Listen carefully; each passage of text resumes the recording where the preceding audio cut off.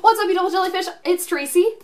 And this is Justin. Alright, this is one of my best friends, Justin, and today we're going to be doing a deck tech for you guys on Modern Affinity, which Justin runs in Modern. So we're going to be talking about a couple of things before we get into the actual deck. So, Justin, I feel like I'm interviewing you right now. So Justin, what was where did you pull from inspiration from this deck from? Like, what did you do? You know, I've always really liked this deck, especially since it really came about and the change in the ruling on Mox Opal and Legendary permanents. But also, you know, artifacts have just been really a big thing for me in Magic, always. Not having super color restrictions, but also being able to do a lot of things and a lot of color identities is definitely a huge factor in why I like this deck. Cool. So I really feel like I'm doing an interview here right now. It's great. Okay. Awesome. So what about this? So Affinity is considered like one of the top decks in Modern. If you guys like weren't aware, if you're paying attention to Modern at all, Affinity is just really popular. It's taking up a lot of the meta right now. Why do you think that is? Why do you think Affinity is like so strong? Well, Affinity has a lot of good matchups. It really does. It's got a lot of terrible matchups, but it also has a lot of really good matchups. Yeah. You know, it doesn't hurt itself with its land base. That's something that's really huge. Not being able to shock and fetch may hurt the really color distribution you have. Yeah. But in Affinity, with all these artifacts that are colorless, don't really have that much of a problem. Yeah, exactly. And I think, too, the ability in Affinity to just dump your hand on turn, like, 1, where your opponent just plays, like, I don't know, like, what's something that's 1 mana in Modern? Like a Thoughtseize. Like, they play Thoughtseize, and you've dumped 5 out of the 7 cards in your hand. Like, it's just really, really good that you can, like, have the chance to do that. Very true, very true. I think it's really important. The thing about Affinity, too, is that it's a very difficult deck to pilot in terms of you have options in the deck, whereas a lot of decks in Modern are very linear. It's like, I'm gonna put down a Siege Rhino. Boom! Siege Rhino, 4 mana, that's what you do. But the thing about Affinity is that you can kill someone via infect damage. It's kind of like deciding, do you want to do that? Or do you want to go ride and just wide and have a bunch of creatures like not Pestermite, whoa, that's in Twin. Signal Pest. A Signal Pest, thank you. Signal Pest, Memnite, Ornithopter, things like that. Do you want to do that route? Or do you want to do the Arcbound Ravager route where you just have this one really, really big creature, like Etch Champion or something like that? And it's kind of very hard. You have to make that decision very early on whether you want to go one route or the other. You can do a kind of a you know, a combo route. Yeah. If you get a couple of points in Infectin, you're then more willing to block the Infectors, and you can go ahead and Voltron up the other ones with things like, you know, Cranial Plating and Arcbound Ravager, stuff like that. It's really good, yeah. It's a really good deck, I really like it. Like, I never build it, but, like, I respect people who play it. Like, I think it's just such a strong deck in Modern, and it's just one of, like, the best, it's just one of the best decks. Okay, cool. So now we're going to go through the deck and talk about each of the creatures and stuff in Justin's build, which will be linked down below if you guys want to follow along. So the first card that we have is Arcbound Ravager. So what's the deal with this card? Why is this card really good? So Arcbound Ravager is really one of the premier cards of this deck. It is so synergistic with all of the other cards in the deck. It is just absolutely amazing. So it is a 0/0 that comes in for 2 mana, but its 2 abilities are really what make it stand out in this deck. The first ability, sack an artifact, put a +1/+1 counter on Arcbound Ravager, and also its second ability, modular 1. So it doesn't just die when it comes into play, because it comes in with a 1/1 counter on it, but also you can make it bigger by sacking your other artifacts. This can be done at instant speed, so you can do it after they have already declared blockers or no blockers, and make it big enough to go ahead and swing for lethal. It's really good. It's kind of one of those things that it really forces your opponent to block in a way that they maybe were not considering before. They're like, oh man, I'm not going to block your Arcbound Ravager, and you just sack a bunch of artifacts. They don't really count how many artifacts you have or something, and then you just swing for a lot. Absolutely. And having more than one Ravager is also really good, because I'm just going to state, Ravager math is hard. They tell you to not only count, but to count twice and 3 times for this. You know the old saying, right? Measure twice and swing once. So, but Ravager's really good with another Ravager, specifically because one of the abilities on one of them can affect the other one. So when modular happens, when the creature dies, Arcbound Ravager dies, you can move all of the counters on it, not just the one that it comes in with, over to another target creature that you control. Now the reason that that's really good is if you have 2 separate Arcbound Ravagers, and one has 1 counter and one has 1 counter on it, or 2 counters on it, you can sack one of the Ravagers to the other one, increasing it by 1, and then also moving over the counters that are on there. Yeah, it's really good. Another thing too that's really good about it is that getting rid of Arcbound Ravager is really annoying. Like, you have a Path to Exile or something like that, and it's a very difficult card for a lot of people to interact with, so it's just one of the strongest cards in the deck. And it's 2 mana, you can play it on turn 1, like, it's just, you can play, like, everything in this deck, basically, like, really early on, so... Sweet. Okay, then we have Etch Champion, who's just, it's, like, amazing. Like, this card's just, like, great. Etch Champion. He's a 2/2 for 3 that has protection from all colors basically all the time in this deck. Yeah. So, really good for swinging in a couple of extra points of damage. Yep. Or Voltroning him up with a whole bunch of counters and you just put cranial plating on it, and it's just, people just cannot, it's one of those cards like if you played against like Boggles before, like where they have hexproof dudes, it's just like decks in Modern don't have answers to that, like unless they board wipe and things like that, so it's a very difficult card for a lot of people to deal with. And yeah, okay, so I have a question. So, I said to you once before, I was like, Justin, why don't you 4-run Etch Champion in the deck? So why do you 3-run it and not 4? One of the biggest problems with this deck, and as we will see with later the amount of cards that are in it, you really don't want to have too many things with converted mana cost 3 or greater. Okay. Even 2 or greater. Having 4 Arcbound Ravagers is really great because they work really well with the deck, but having 4 Etch Champion is not always the best, especially against decks that don't care about Etch Champion. Okay. What decks don't care about Etch Champion? What decks like have answers to it? Wouldn't care about Etch Champion. They're just looking to go their own route. That's exactly what Affinity wants to do. Wants to play its own game and really go its own route. Yeah. It doesn't have many answers, but also a lot of things can't answer it very well. But when you have a deck that just wants to do its own thing against you, Etch Champion is not as good. Okay, that's fair. Also in the mirror. Does not sound like a fun mirror match. I can't. It's like blue mirror match. It's miserable. Okay, so Hangerback Walker. So Hangerback Walker has influenced like Modern and Standard in such a cool way. Like, if I cared about Standard, I was just saying before, like, I would totally run Hangerback Walker because it's just an amazing, amazing card. It's just like, it's so versatile, which I really like. It's like, you top deck Hangerback Walker at any point in the game, you're probably really excited because you're like, oh, whoa, I can Hangerback Walker for 7 or something like that. And it's just like, this card's just amazing. And then when it dies, it's just so like, and people are like, I have to kill it, and they don't want to kill it because then you get more dudes. And the reason it's so good in Affinity specifically is because playing, Hangerback for a total of 4, so 2 counters would come in on turn 2 is really, really amazing. Yeah. But not only that, but you can also make sure that you know when it dies with Arcbound Ravager. With Arcbound Ravager, yeah. So they may think, oh, I've got him, I can block this, and at the end of your turn, you go ahead and sack it, and all of a sudden, you've gone wide. Yep. Yeah, that's a really good point. I didn't realize it can, works really well with Arcbound Ravager, too. That's sweet. And putting counters on it. And putting counters on it, yeah. And another thing that's cool, too, is that the tokens have flying when it dies, which is really good. So if decks don't have answers to flying, a lot of creatures on the ground, that's not too helpful. Alright, then we have Memnite! Memnite, yes. 0 for a 1/1 vanilla. Yeah, but, it's kind of the lifeblood of this deck, because playing things on turn 1 without having to pay for them is the best thing in the world. Yeah. I mean, you wouldn't want to play a Pact on turn 1 without paying for them. Yeah. But Memnite is just the greatest part of that. It gets a little bit of damage through. It's another artifact that you can go ahead and sack or give you Metalcraft, so you may be able to go ahead and use Mox Opal to generate an extra mana on turn 1. Right. Yeah. Yeah, really, really a strong deck, definitely. And the thing about Affinity is that it wants to do stuff early game. Like, if you get too into the late game, Affinity has a really difficult time for the most part. So their late game gets better and your late game gets worse just because you run out of answers, basically, because you just dump your hand. So it's just a really strong card. Similarly, we have Ornithopter in the deck. Yeah, Ornithopter is just pretty much a Memnite with flying that has less power and more toughness. More toughness, yeah. Pretty straightforward for the most part. Definitely a really important card in the deck. And it's got flying, which is, again, a really important thing if they can't deal with that. Signal Pest. Signal Pest. Now, this is the lifeblood of the deck. It really is. It is the thing you want at least one of in your opening hand if you can get it. Yeah. The reason for it is it looks really terrible.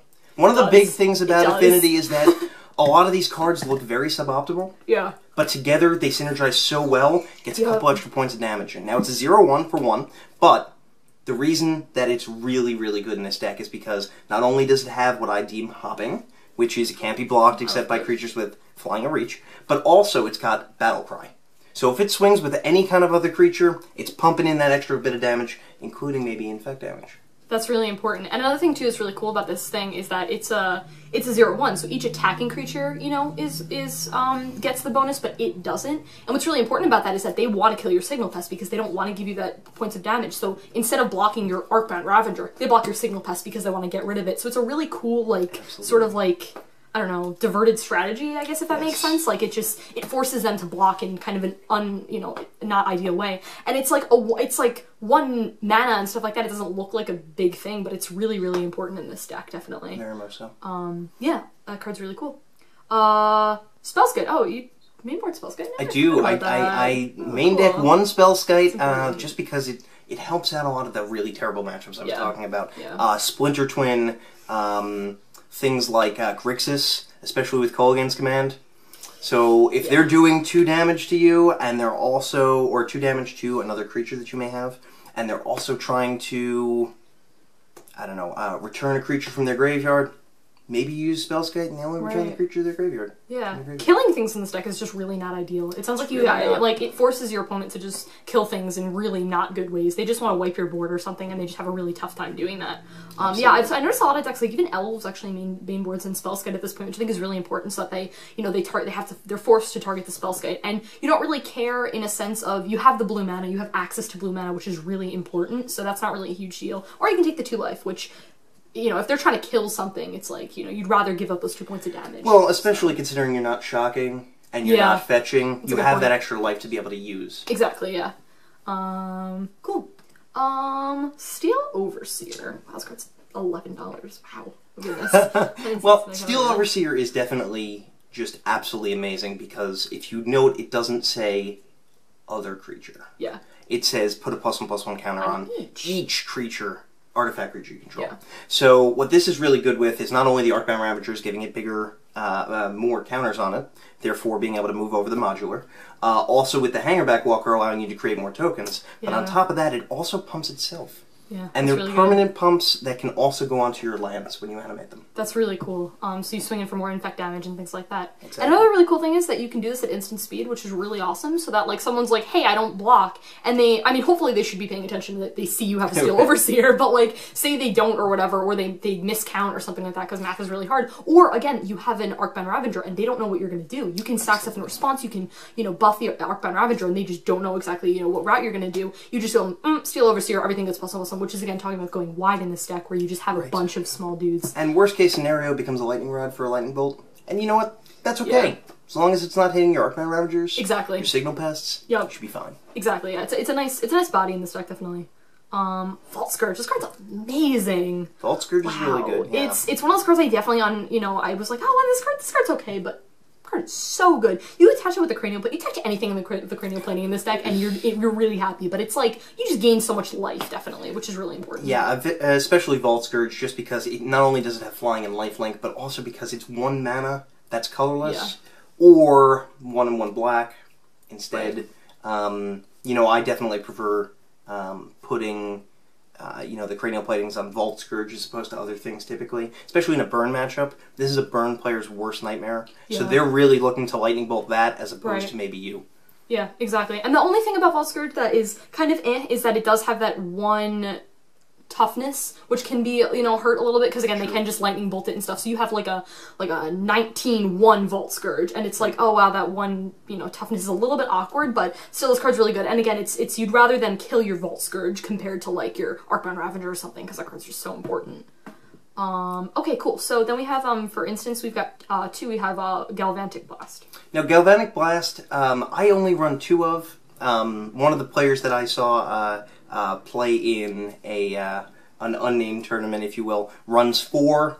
I'm not a huge fan of running 4, simply because Affinity's not meant to really have answers. Now, Galvanic Blast a lot of times is used to go ahead and kill a Pestermite or kill a Deceiver Exarch in order to be able to stop the twin combo. But also, it's really good in order to be able to burn players out, especially when you're getting through little bits of damage at a time. Being able to do 4 damage at instant speed really whenever important. you want is really key. It's a really interesting card because a lot of times they won't necessarily see it coming. Like they'll play around the Galvanic Blast, and again, they're really confused to be like, how much damage can I afford to take? Where it's like, you know, how much damage can I take? How much damage can I block with and stuff, so that I can keep myself alive if you have a Galvanic Blast. Really helps your early game. It really does, because if they're thinking I might get burned out toward the end, then you're really set to go at the beginning. And getting Metalcraft is just really not hard at all for this deck. So getting that 4 points of damage, you know, is really, really good. Absolutely. Then we get into the lands, which runs 16. The first we have is a Blink Moth Nexus. So this is pretty cool card. Blink Moth Nexus and Ink Moth Nexus are very similar. Confusing. Very, Wizards very of the confusing. Coast, you should not have done this. So one of the other things in artifacts is Darksteel Citadel and Blightsteel. I'm sorry, not Blightsteel. Darksteel. Colossus. No.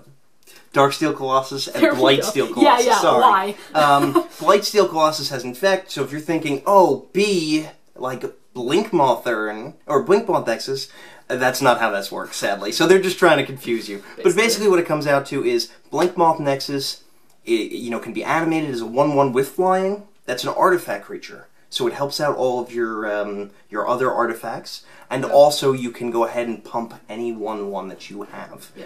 And considering Arcbound Ravager comes in as a 1/1, Memnite is a 1/1, Signal Pest wouldn't apply, but Steel Overseer would.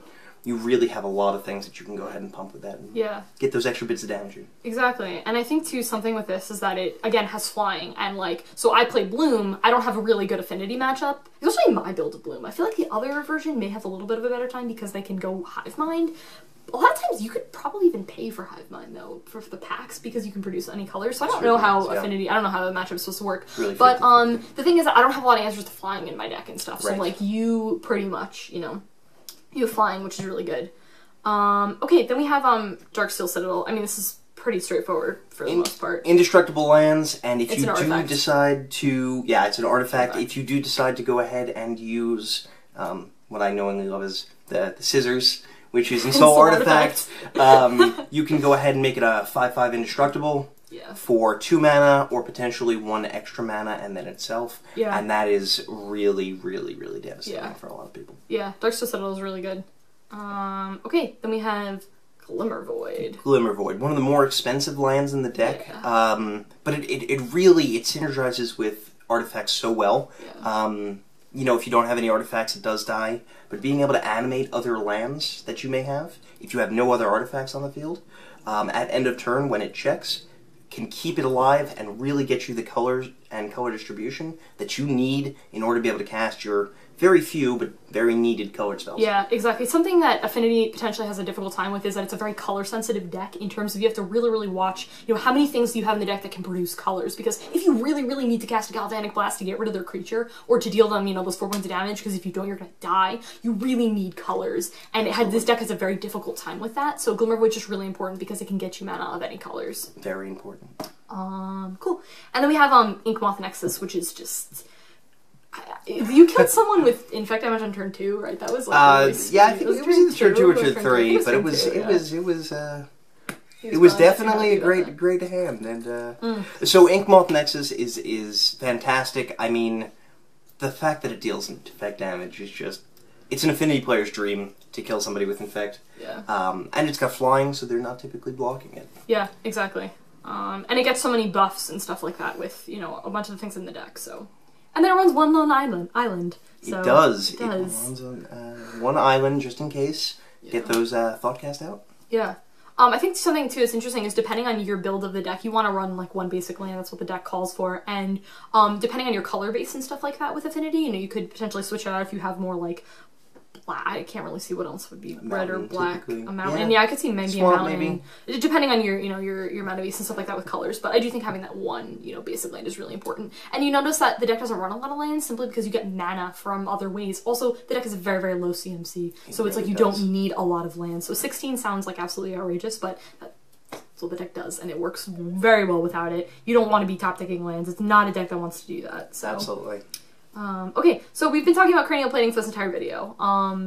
This card is, like, crazy amazing. It is the best card in the deck. Yeah, it I really agree. is. I agree. It is. One of the ways that it messes people up with their math is the fact that it can equip for 1, but it can attach for 2 black. Now, we were just talking about, you know, getting the right colors of lands and how to do that, but with all the ways you could possibly do that, having double black while attacking is definitely really big, and it happens more often than you may think. Yeah, and you can attach that instant speed, which is just so weird. Like, it's just such a weird thing that this deck does, but it's like, again, it forces them to block in a way that they weren't originally going to, so it's like, oh man, I can take that at this point of damage. You can choose whatever creature you want to attack Cranial Planing to. It's just, at that point, it's like, if you've got like 3 creatures or something like that, like, what creature do I block? It's like, well, one of them's gonna get attached to Cranial Planing. It's just, it's a very difficult card for a lot of people to play around. Makes them think with Infect, too, because, you know, getting those extra points of Infect damage in really puts them on the defensive for Infect. Maybe you can get a couple of extra points of regular damage in. Exactly, and that's something that I really like about this deck, that it's very versatile in that way that you can kill someone with Infect damage,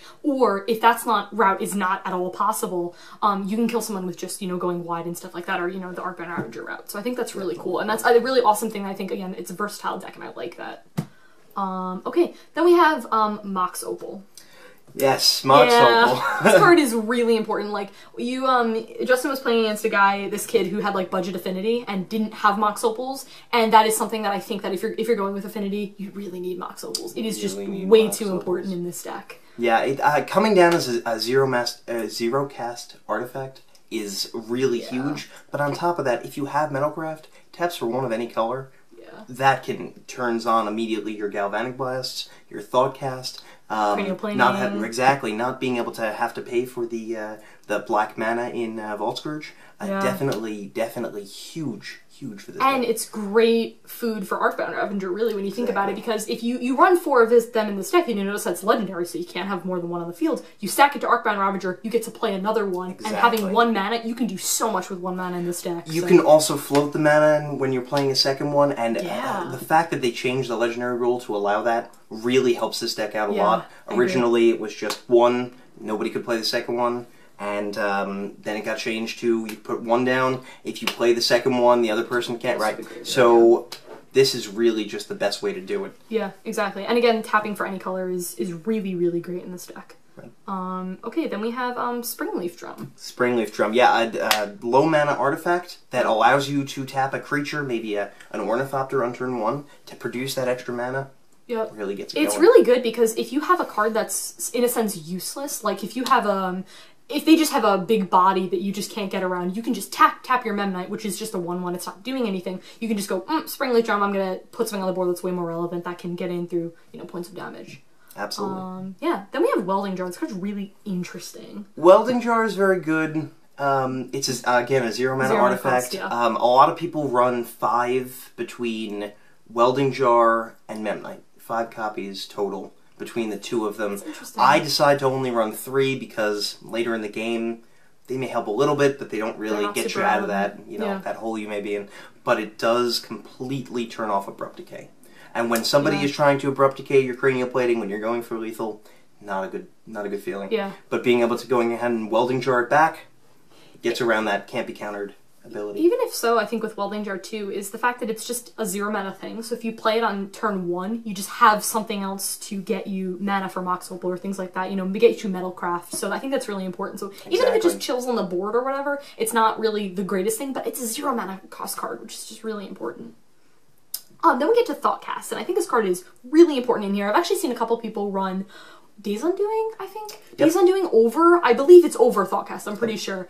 But I really like Thoughtcast because it's basically 1 mana to draw 2 cards. And the thing about this deck is that it dumps your hand a lot. Like I said, on turn 1 you can just basically dump every card in your hand, and you really want to be drawing cards, and this card does it. Absolutely. Thoughtcast, just being able to cast it for 1 blue, and basically have it being a mini Ancestral Recall is huge. Yeah. It's really big. Yeah. But later in the game, it becomes drawing answers. Yeah. Early in the game, you may have to pay a little bit more for it, but you get the things in your hand that you may need. They're not willing to Thoughtseize you if you're going to not have any cards in your hand. But if you Thoughtcast and play them before they can play the Thoughtseize in their hand, you basically get rid of that card and make it null. And Thoughtseize, I just realized too, Thoughtseize and Inquisition are not that good in this matchup at all. Like, because you dump your hand and you don't have anything in your hand, or you have like lands or something like that. Like, it's just so useless, you know what I mean, to like this. And the thing is that Thoughtseize and Inquisition dominate. If you're playing black in this format, you're playing those cards. Like, obviously you're playing black in this deck doesn't call for that, but like, basically if you're playing black in Modern, you're playing those cards. Well, so funny you mention that, because actually a lot of players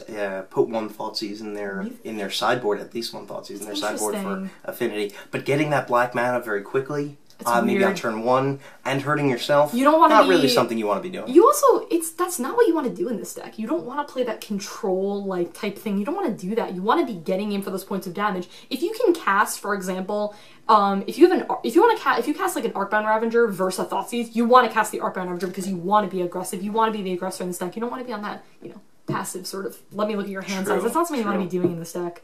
Okay, so that's basically the deck, and now we're going to talk about sideboard.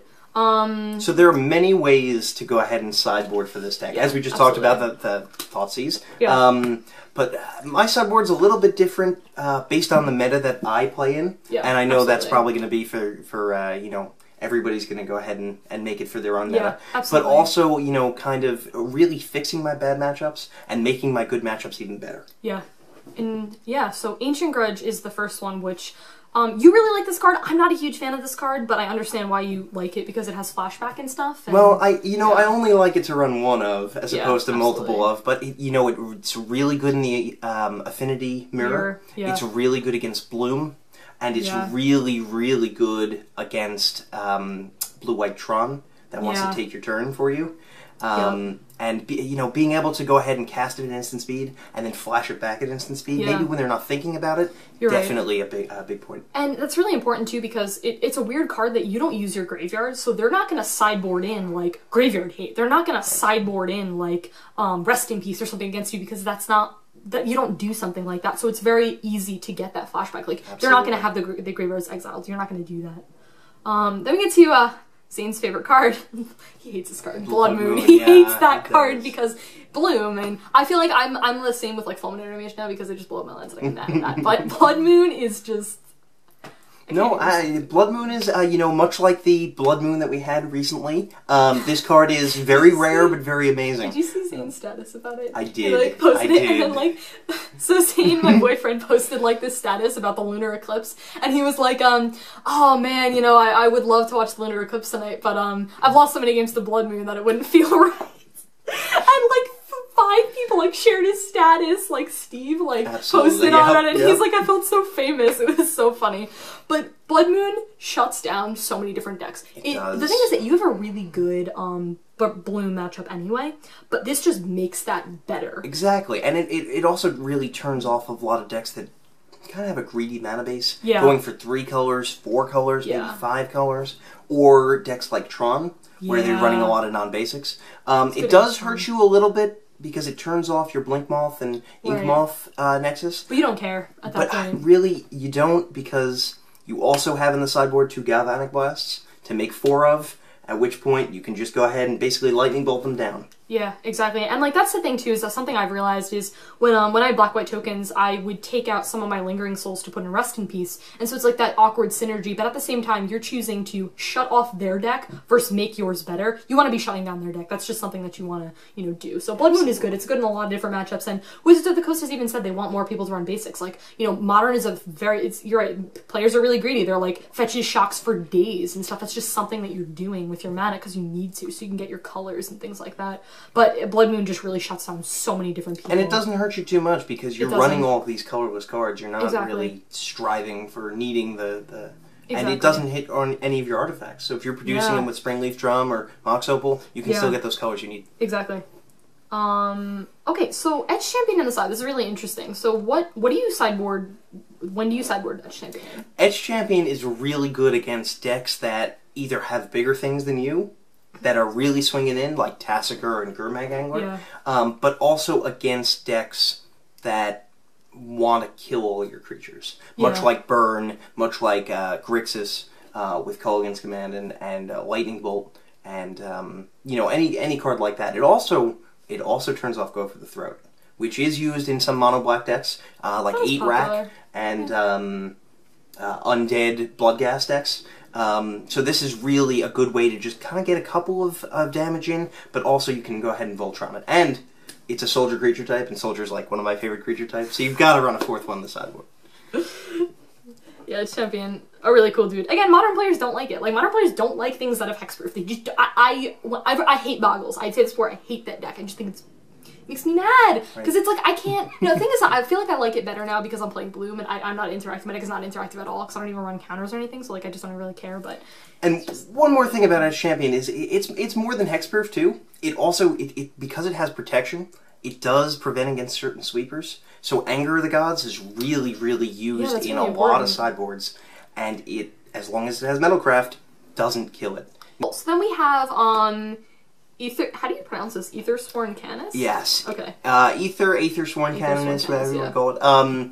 Really great protection against combo decks, specifically Jeskai Ascendancy combo, or Storm. No one runs Jeskai. I've lost to it quite a few times, so yes, I have. But you know, it's really good against combo decks that really want to do a lot of things on their turn, and even against burn, because it's something they want to kill, but it's also something that they need to kill in order to be able to Lava Spike and do something else in the same turn. And it doesn't hurt you. It doesn't hurt you. Amazing. Artifact creature may take that 1 white mana, but it is a 2/2 body, and it does a relevant thing.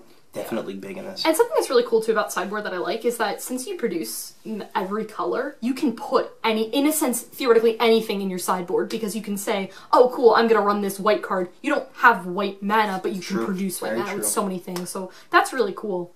And then you have two Galvanic Blasts in the side. Right. You know, just putting 4 in total, really helping with the burn matchup. Yeah, absolutely. Illness in the ranks for tokens.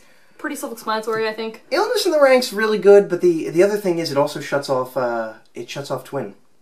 Yes. It shuts off Twin completely. Pester Mites die, and Deceiver Exarchs have no power. Exactly. So you have a lot of tokens, but there's 0/3s. Right. You can swing with all those 0/3s that you want, but yeah, you have a really tough Twin matchup, right? I do have a tough Twin matchup, and Black-White Tokens is one of the hardest matchups. When I had Black-White Tokens, I beat you like all the time, basically. But it's okay, because now Bloom, you beat me in Blooms, that's okay. Okay, Relic of Progenitus. Relic of Progenitus is really good because it does exile all cards from all graveyards. Which you don't care about. Right, you don't care about yours. Some people may want to run Grafdigger's Cage instead because it shuts off Coco. But Relic of Progenitus also kind of shuts off Delver, delving things, and Delver Secrets, Grixis, stuff like that. So. And you get to draw a card off of it, which again is really important because this card dumps your hand, so you want to be able to have a little bit of card draw. So that's really cool. Absolutely.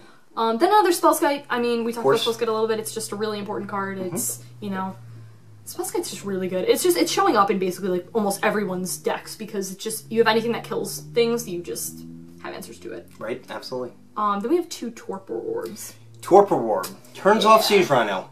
Best card ever. It does. It does. It also shuts down Bloom in a sense that Primeval Titan can't trigger when it enters, but when it attacks, and stuff, but... It also shuts down Twin, and it shuts down, other things, really, kind of, borderline decks that are kind of out there, smaller things. So it's definitely a really good card. And it's an artifact and costs 2 mana. Really good for this deck. Really good, yeah. Okay, then we have, I don't really like how they turn it this way, but what does it do? Wear and Tear? Wear and Tear, yeah. Wear and Tear, good. It's basically another Ancient Grudge, but it also hits enchantments. And you can cast them both. Because you have that white and the red potential mana, you can go ahead and cast them both at the same time. It's really good. I like the versatility of Wear and Tear. I think that's like really important. So I like that. And then you have another Welding Jar in the sideboard. And then you have 2 Whip Flares. Whip Flares, Pyroclasm that does not hit any of your affinity things. Really important card, definitely. Good against tokens, good against pretty much anything. It's good against basically Huntsmaster of the Fells, I'm looking at you. Looking at you, Huntsmaster of the Fells, But yeah, cool. Is there anything else that you have to say about this deck? Other than it's really sweet?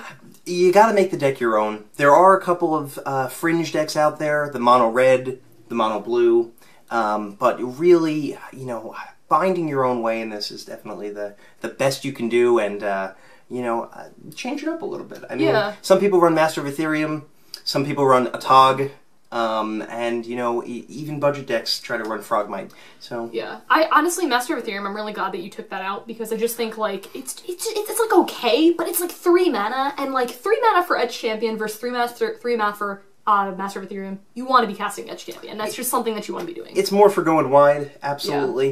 Yeah. Whereas Edge Champion really kind of prevents anybody from doing anything. Yeah, exactly. And I mean, I think the addition of Hanging Blackwalker is just really important. Like, it's just, you know, it's really good. Absolutely. So, yeah. Alright, guys, that was it. Thanks so much for joining us. Thank you. Yeah, enjoy the rest of your day/night, and...